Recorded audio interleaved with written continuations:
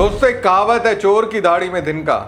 लेकिन कोलकाता में जो हुआ उसे जानने के बाद लगता है कि यहाँ तिनका नहीं, पूरे का पूरा पेड़ ही लटका हुआ है। सोचिए, एक ऐसे समय में जब ममता बनर्जी चुनाव आयोग की निष्पक्षता पर सवाल उठा रही है, जब वो कह रही हैं कि हाल ही में हुआ चुनाव बीजेपी के लिए मैनेज किया गया, जब राहुल गांधी लगातार चुनावी प्रक्रिया पर गंभीर सवाल उठा रहे हैं, तभी बंगाल से ऐसी खबर सामने आई जिसने कई लोगों की बोहें चढ़ा दी हैं। कोलकाता की एक इमारत में भीषण आग लग जाती है, लेकिन ये कोई साधारण इमारत नहीं थी।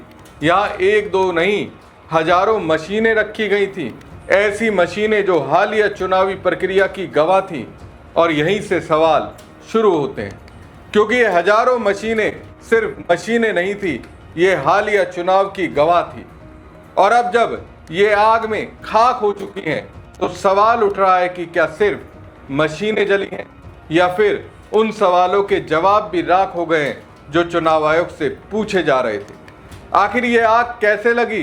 क्या ये सिर्फ एक हादसा था, या फिर इसके पीछे कोई ऐसी कहानी है जो अभी सामने आनी बाकी है? और सबसे बड़ा सवाल, जब चुनाव आयोग की निष्पक्षता पर पहले से बहस चल रही है, तब इस घटना का सच क्या है? नमस्कार दोस्तों, मैं हूं परवीन सानी। दोस्तों, सबसे पहले पूरी घटना को समझिए। कोलकाता के अलीपुर इलाके में स्थित साउथ 24 परगना जिला परिषद की बहुमंजिला इमारत में अचानक भीषण आग लग जाती है। शुरुआत में एक सामान्य आग लगने की खबर आती है, लेकिन जैसे जैसे जानकारी बाहर आती है, मामला गंभीर होता चला जाता है। आग पर काबू पाने में घंटों लग जाते हैं, और जब नुकसान का आकलन शुरू होता है तो पता चलता है कि 4000 से ज़्यादा ईवीएम, बैलेट यूनिट और वीवीपैट मशीनें नष्ट हो चुकी हैं।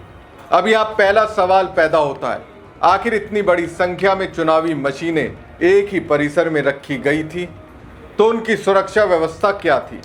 क्या वहाँ आधुनिक फायर ब्रिगेड व्यवस्था मौजूद थी? क्या नियमित सुरक्षा ऑडिट होते थे? और अगर सब कुछ नियमों के मुताबिक था, तो फिर इतना बड़ा नुकसान कैसे हो गया? याद रखिए, ये कोई साधारण सरकारी सम्मान नहीं था, ये वही मशीनें थी जिनका इस्तेमाल हालिया चुनाव में किया गया था। इसलिए इस घटना ने शुरुआत से ही लोगों का ध्यान अपनी तरफ खींच लिया है। अब आते हैं उस हिस्से पर जिसने पूरे मामले को रहस्यमय बना दिया है। राज्य के मंत्री कौशिक चौधरी खुद घटना स्थल पर पहुंचे और उन्होंने मीडिया से बात करते हुए कहा कि ये आग सामान्य नहीं लगती। उन्होंने एक बेहद महत्वपूर्ण सवाल उठाया। उनका कहना था कि आग दूसरी और तीसरी मंजिल पर देखी गई, लेकिन बाद में ऊपरी मंजिलें भी इसकी चपेट में आ गई। मंत्री का सवाल था कि आखिर चौथी, पांचवी और छठी मंजिल को अपेक्षाकृत कम प्रभावित करते हुए आग ऊपर की मंजिलों तक कैसे पहुंची? क्या आग ने सामान्य दिशा में फैलने की बजाय कोई असामान्य रास्ता अपनाया? क्या इसके पीछे कोई तकनीकी वजह है या फिर कुछ और? यही वजह है कि अब फॉरेंसिक जांच पर सबकी निगाहें टिकी हुई हैं, क्योंकि जब तक वैज्ञानिक जांच पूरी नहीं होती, तब तक किसी निष्कर्ष पर पहुंचना संभव नहीं है। लेकिन इतना जरूर है कि मंत्री के इस बयान ने मामले को साधारण आग से निकालकर बड़े सवालों के घेरे में ला खड़ा कर दिया है। दोस्तों, अब बात करते हैं चुनाव आयोग की। इस पूरे मामले में एक बात लोगों को सबसे ज्यादा हैरान कर रही है। हजारों ईवीएम और वीवीपैट मशीनों के नष्ट होने की खबर सामने आने के बाद भी चुनाव आयोग की तरफ से तुरंत कोई विस्तृत सार्वजनिक स्पष्टीकरण देखने को नहीं मिला। यहीं से सवाल शुरू होता है, क्योंकि चुनाव आयोग सिर्फ चुनाव कराने वाली संस्था नहीं है, बल्कि देश के लोकतांत्रिक भरोसे की सबसे महत्वपूर्ण संस्थाओं में से एक है। ऐसे में जब चुनावी प्रक्रिया से जुड़ी हजारों मशीनें आग में नष्ट हो जाती हैं, तो जनता ये जानना चाहती है कि सुरक्षा व्यवस्था क्या थी, मशीनों का रिकॉर्ड क्या था, और आगे ऐसी घटनाओं को रोकने के लिए क्या कदम उठाए जाएंगे। याद कीजिए, ईवीएम को लेकर बहस कोई नई नहीं है। पिछले कई सालों से विपक्षी दल समय समय पर सवाल उठाते रहे, कभी स्ट्रांग रूम की निगरानी को लेकर, कभी मशीनों की सुरक्षा को लेकर, तो कभी वीवीपैट मिलान को लेकर। हर बार चुनाव आयोग ने भरोसा दिलाया कि पूरी प्रक्रिया सुरक्षित और पारदर्शी है। लेकिन अब यह घटना उन बहसों को एक बार फिर जिंदा कर रही है। दोस्तों, घटना के सामने आते ही बीजेपी नेताओं ने तोड़फोड़ और साजिश की आशंका जतानी शुरू कर दी है। कुछ नेताओं ने दावा किया कि आग के पीछे कोई सुनियोजित योजना हो सकती है। हालांकि अभी तक इस दावे के समर्थन में कोई सार्वजनिक सबूत सामने नहीं आया, लेकिन यहाँ राजनीति का दूसरा पहलू भी है। विपक्षी दल पूछ रहे हैं कि अगर ये इतना गंभीर मामला है तो सिर्फ बंगाल सरकार पर सवाल क्यों उठाए जा रहे हैं? चुनावी मशीनों की सुरक्षा को लेकर चुनाव आयोग की भूमिका पर चर्चा क्यों नहीं हो रही? आखिर इस पूरी व्यवस्था की जवाबदेही किसकी है? यानी मामला अब सिर्फ आग की जांच तक सीमित नहीं है, ये राजनीतिक आरोप प्रत्यारोप और संस्थागत जवाबदेही की बहस में बदल चुका है और आने वाले दिनों में ये बहस और तेज हो सकती है।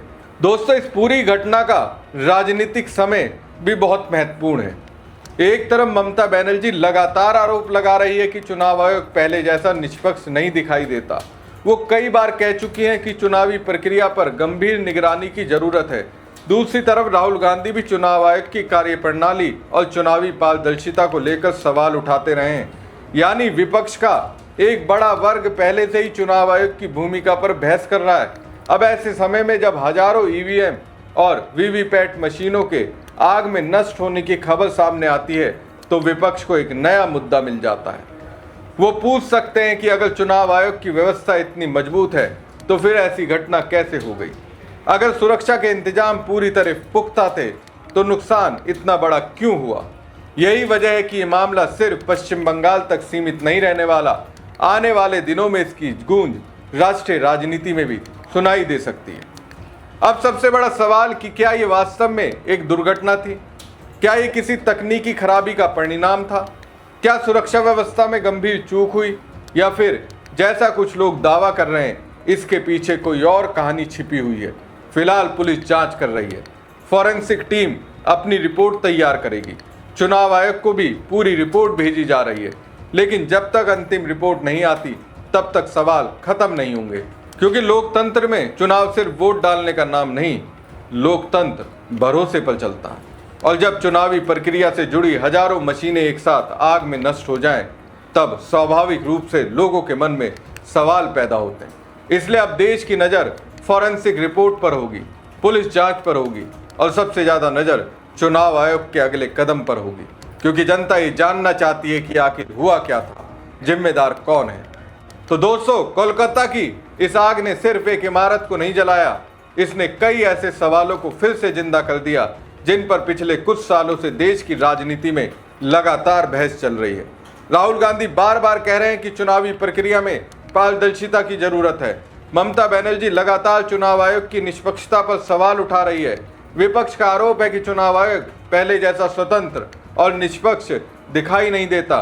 दूसरी तरफ चुनाव आयोग हर बार इन आरोपों को खारिज करता रहा। लेकिन अब सवाल यह है कि जब हजारों ईवीएम और वीवीपैट एक आग में नष्ट हो जाती हैं, तब जनता सवाल पूछेगी या नहीं?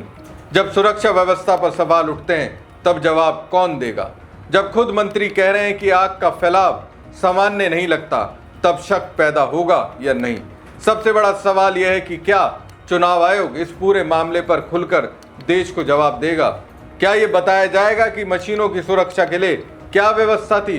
क्या ये स्पष्ट किया जाएगा कि आखिर इतनी बड़ी संख्या में मशीनें एक ही जगह पर कैसे नष्ट हो गई?